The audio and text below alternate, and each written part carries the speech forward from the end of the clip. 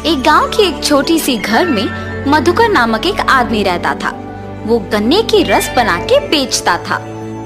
मधुकर को बहुत मेहनत करके काम करने की मानसिकता था। एक दिन मधुकर गन्ने की रस बना के बेच रहा था।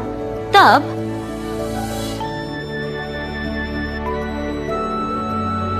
मधुकर, तुम गन्ने की रस बहुत अच्छा बनाते हो। हाँ मधुकर, तुम्हारे हाथों में जादू है। ऐसे गन्ने की रस पीते मधुकर की प्रशंसा करते थे लोग। मुझे आलसी ना होके मेरे गन्ने की रस के बारे में सबको पता चलने के लिए अच्छा और स्वादिष्ट रहने वाली गन्ने की रस बनाना होगा। ऐसे हर रोज वो और स्वादिष्ट गन्ने की रस बनाने का प्रयत्न करता था। वो दिन प्रतिदिन स्वादिष्ट और ताजा गन्ने की रस बनाने के कारण उस गांव में बहुत प्रसिद्ध था। एक दिन मधुकर देर रात तक दुकान में ही रह के और नए तरीके से गन्ने की रस बनाने का प्रयत्न कर रहा था। मुझे कल आज से बेहतर गन्ने का रस बना के बेचना होगा। ऐसे सोचकर दुकान में ही रह के गन्ने का रस बना रहा था। इतने में उस गांव में घूम रही एक देवता उस तरफ से गुजरते हुए प्यासी होने के कारण गन्ने की रस का दुकान को खुला देख सोचती है, लगता है वहाँ कोई गन्ने की रस का दुकान खुला है। कम से कम उससे मेरा प्यास बुझेगा। लेकिन मैं ऐसे नहीं जा सकती हूँ। ऐसे सोच के देवता एक आदमी की नकल में दुकान को जाती है। भाई साहब, मुझे बहुत प्यास लगी है, एक गिलास गन्ने का रस मिलेगा? जी भाई साहब, अभी मैं इनको अदरक और नींबू को मिला के बनाए हुए गन्ने की रस देता हूँ। अगर अच्छा है तो वो मुझे बोलेंगे और मैं कल से ही सबको बेच सकता हूँ। ऐसे सोचकर वो अदरक और नींबू मिला के गन्ने का रस बना के उस आदमी को देता है।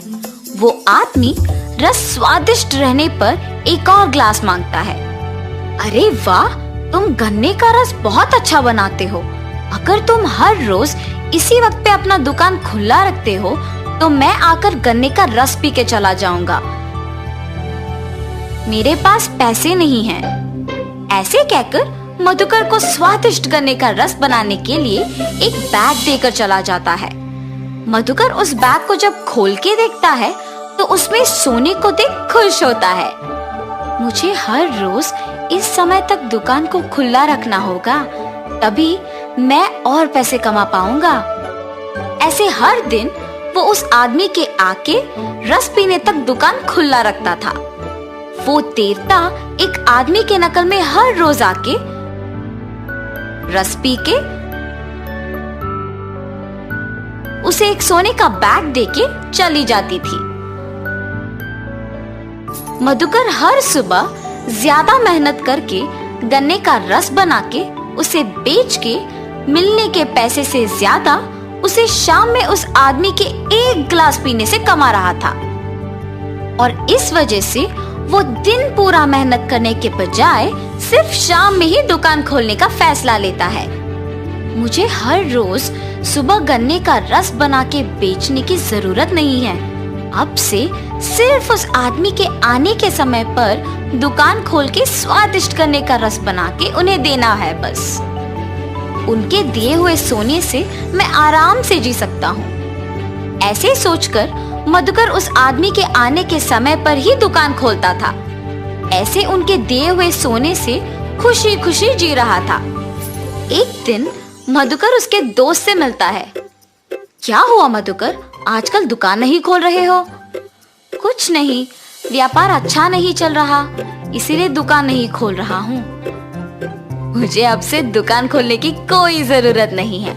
मैं अगर थोड़ी देर शाम में दुकान खोलूंगा तो मुझे दिन पूरा मेहनत करने से भी दुगना पैसा मिलेगा।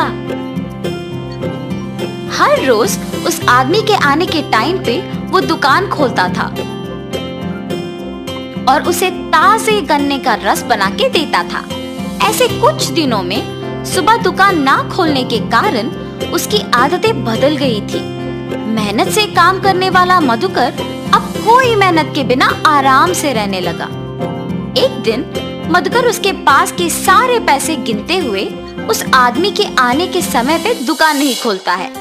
वो आदमी आके देखता है कि दुकान खुला नहीं है और वहाँ से चले जाता है। गिनती में व्यस्त मधुकर को अचानक याद आता है कि वो दुकान खोलना भूल गया, लेकिन समय तब तक बहुत हो चुका था और वो दुखी होता है कि अब तक वो आदमी चला गया होगा। अरे रे, आज के आने वाले पैसों को खो दिया मैंने। कल मैं उस आदमी के आने के समय से पहले ही दुकान खोल दूंगा। ऐसे सोचकर पैसे कमाने की सोच में मग्न होकर और दुख के कारण वो पूरी रात नहीं सो पाता है। सुबह होने के बाद भी वो सोए बिना सोचते ही रहता है, आज मैं उस आदमी को ताजा गन्ने का रस पिला के ही चैन से सो पाऊंगा।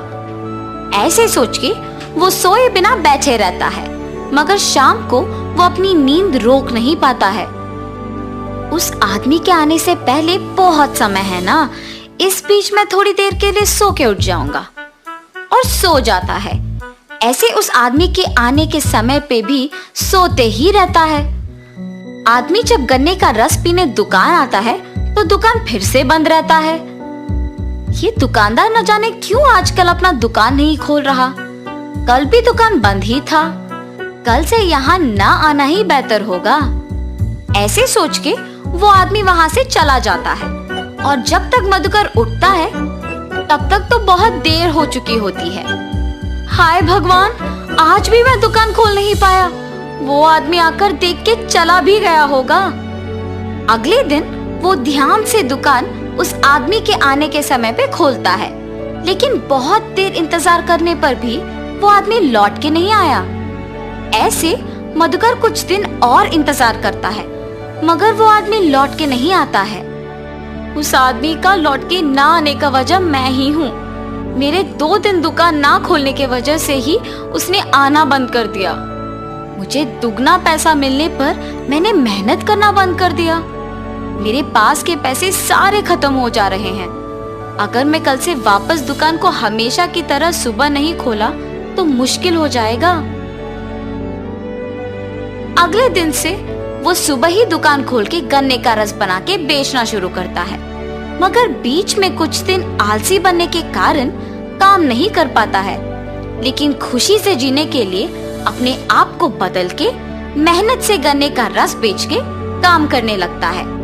कुछ दिनों में वापस उसे मेहनत की आदत लग जाती है।